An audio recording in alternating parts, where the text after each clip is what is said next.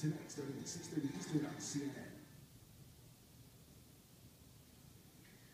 Tough question for you this morning. Are today's youth colorblind, or are millennials just as prone to racism and racist attitudes as America's older generations? Just take a look at some of the recent disturbing racial incidents at our nation's universities, like at Ole Miss, where a noose was placed on the statue of James Meredith, the first black student to enroll there in 1962. A fraternity was suspended after 3 of its members were suspected of placing that noose on the statue. And remember these pictures from a fraternity party at Arizona State University? They called it an MLK Black Party and told people to wear jerseys and drink from watermelon cups. That fraternity also suspended. Now students at another university are calling for change. The Black Student Union at the University of Michigan protested on MLK Day, demanding the school make reforms to increase black enrollment. Enrollment for blacks at Michigan dropped from 6.4% in 2006 to 4.6% in 2012.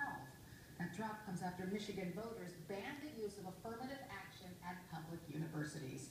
Joining me to talk about all of this, 2 students from the University of Michigan's Black Student Union, Robert Thomas Greenfield IV and Arnold Reed, and CNN political commentator Mark Lamont Hill, who is also a professor at Columbia. Welcome to all of you. Thank you for having us. Thank you. Thanks for being here. So Arnold, I want to start with you. How has falling enrollment affected race relations on campus? Race relations have been especially tense, especially with low numbers. We feel as if with the low numbers we're very marginalized, and there's not enough of us to really make a strong enough coalition to enact the change that we need to become more comfortable on campus. So definitely to answer your question, that falling enrollment has very significantly impacted our community. And Robert, give me specific details. How has it impacted things at the University of Michigan? So obviously having a strong presence on campus directly correlates to that expression in student life. Even before the implementation of Prop 2 in 2006, blacks at the University of Michigan was the fastest declining population. So you feel a little bit more isolated, and you have to go through those small microaggressions, whether it be being overlooked in class or just not having a better sense of community than you thought you were going to have when you were enrolled. And Mark, I want to pose this question to you because I know that the majority of universities across the nation want a diverse student population because, that's the way the world is. And plus, we need the best minds from every minority to learn together. So why is this happening at Michigan, do you think? And is it happening at other places as well? Oh, it's happening all over. So many universities are now being compelled to not use race or ethnicity as a factor in enrollment decisions. It's part of this broader project of becoming post-racial, and as you mentioned earlier, colorblind. The problem is colorblindness is not something we should aspire to. I don't want to live in a world where I don't see race. I don't want to live in a world where I don't see racial difference. I do want to live in a world where someone's race is not a demerit, where it doesn't deny you access to things. I don't want to be post-racial. I want to be post-racist. And unfortunately, at places like Michigan, their efforts to deny race or the existence of race has resulted in the dwindling numbers of students, which makes them more marginal, which makes them more isolated, which makes it easier for them to not get the support and care that they deserve. And quite frankly, it emboldens majority students to do crazy things like hang up nooses or have gangster hood parties on Martin Luther King Day because there's no collective response from the institution, because the institution doesn't want to acknowledge that race exists in the first place. Well, some white students might disagree with you, and I'll pose this question to you, Arnold. One white student told the New York Times that white students who plan black-themed parties, for example, quote, don't mean to be offensive, and said it's, quote, not a conscious racism, it's subconscious. Do you agree? When it comes to that, I want to say that the parties specifically that happened at our campus also targeted women. And so there were a lot of sexist elements that went into that too.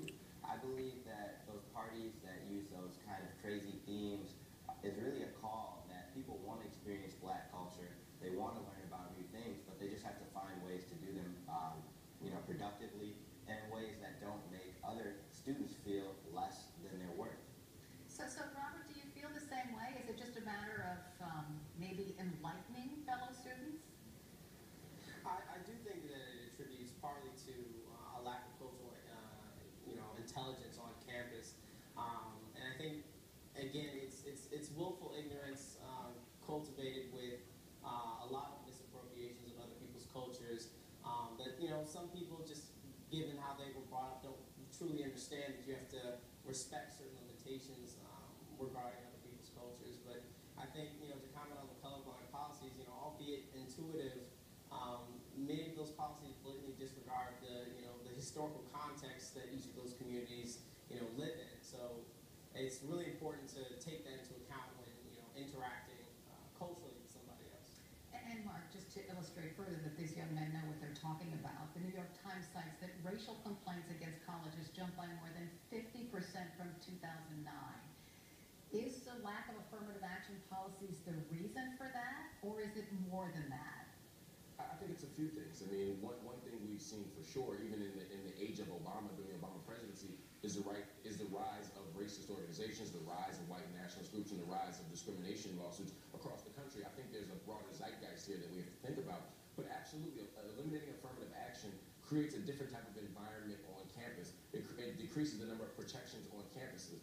It makes it more difficult to race target. We've convinced ourselves that acknowledging the very existence of race is somehow an act of racism. That acknowledging that, gasp, there are black people on campus and having programs and dormitories and other institutions designed to protect their interests and their well-being on campus is a bad thing. And as a result of all of that, in this anti-affirmative action sentiment, we see the rise of discrimination, we see the rise of complaints, and we see more and more isolation and marginalization of students. That's why we need to respond by saying, again, acknowledging race is okay.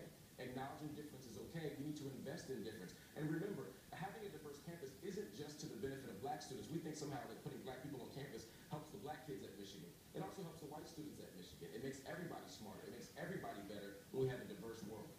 Absolutely. So continue the fight. Arnold Reed, Robert Thomas Greenfield IV, and thanks to you, Mark Lamont Hill. I really appreciate it. Fascinating conversation.